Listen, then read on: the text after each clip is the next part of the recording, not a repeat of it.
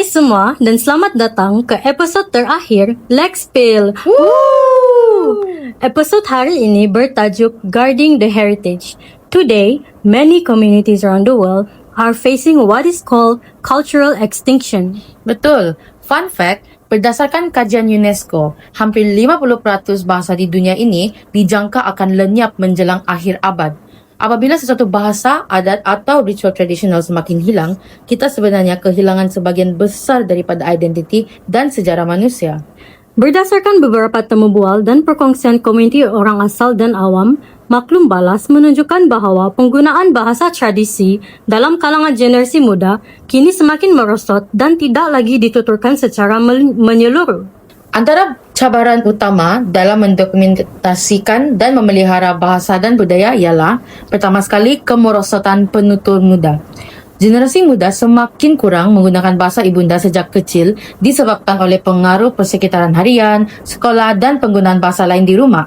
Cabaran kedua ialah perubahan cara hidup. Budaya dan amalan tradisional kian ditinggalkan akibat kesan migrasi, pendidikan moden, pengaruh agama serta kurangnya minat dalam kalangan belia. Akhir sekali, kebergantungan kepada tradisi lisan.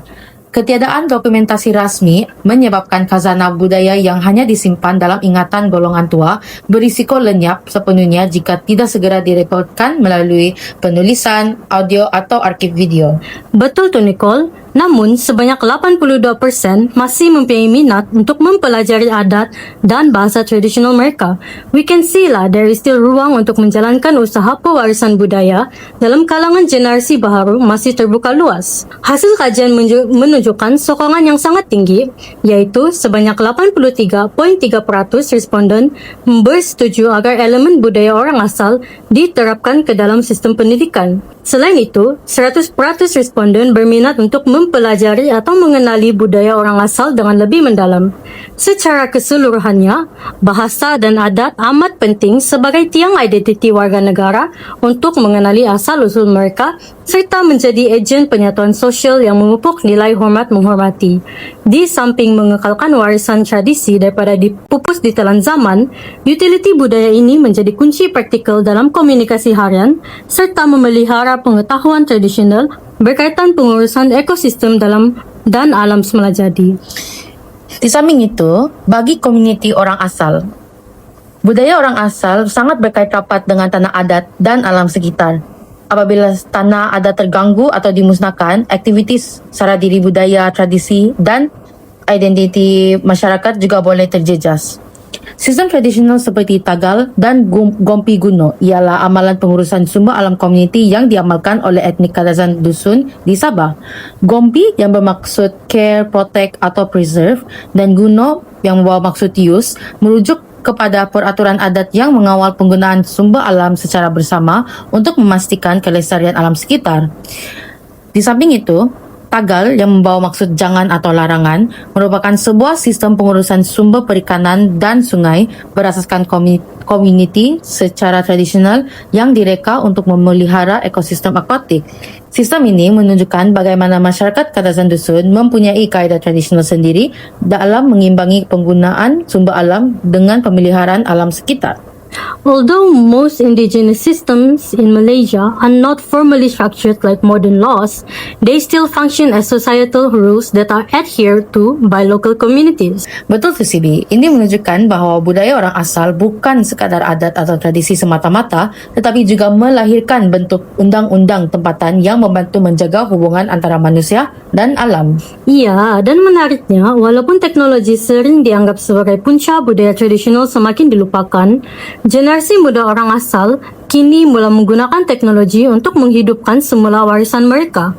Menurut artikel Dr. Yun Huan Tan dan Dr. Wei Lin Je Hom, The Functions of Digital Technology in Minority Language Preservation, The Case of the Gyalrong Tibetan Language. Kebaikannya ialah, pertama sekali, meluaskan capaian dan interaktiviti. Media sosial dan aplikasi mudah alih menarik minat generasi muda melalui kandungan kreatif seperti animasi. Kemudian, pendokumentasian khazanah. Ini membolehkan rakaman lisan, pangkalan data dan sejarah budaya disimpan dengan selamat untuk masa depan. Seterusnya, sokongan pembelajaran moden. di mana penyediaan pelan pembelajaran berasaskan AI yang fleksibel sebagai pelengkap kurikulum sekolah.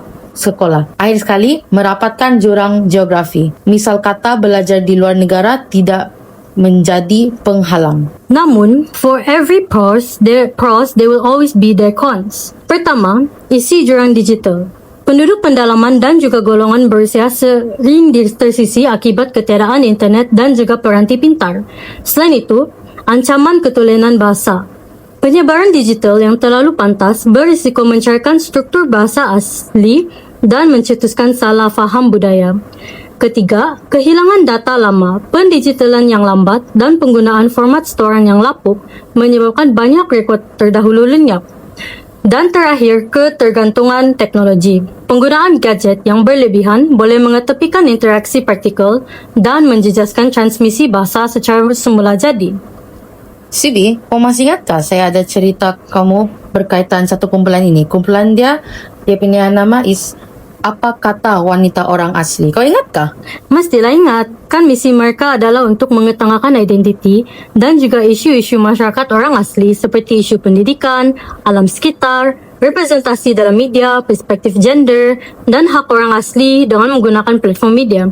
Ingat lagi ba, you've shown me the video of Mari Belajar Bahasa Jakun. Mereka juga ada memuat naik video adat pertunangan orang asli suku Som Jakun Kuala. It's very insightful in my opinion. Yes, I agree with you. Teknologi akhirnya menjadi satu alat untuk memastikan budaya dan identiti masyarakat terus dikenali oleh generasi muda pada masa hadapan.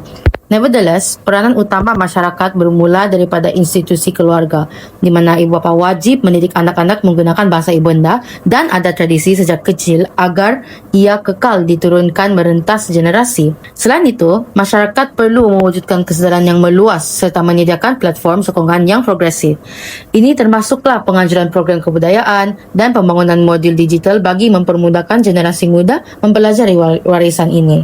Dan apabila sesuatu bahasa ibunda pupus, kita juga kehilangan akses kepada ribuan tahun sejarah, pengetahuan botani, dan juga kisah masyarakat yang tidak pernah ditulis dalam buku teks. Itu sahaja untuk episod terakhir Lexpil. Terima kasih kerana bersama kami sepanjang siri podcast ini. Dan ingat, undang-undang bukan hanya wujud di mahkamah, tetapi juga dalam budaya komuniti dan cara manusia menjaga antara satu sama lain. Once again, thank you so much for tuning into Lexpil, di mana setiap suara Ada cerita. Bye!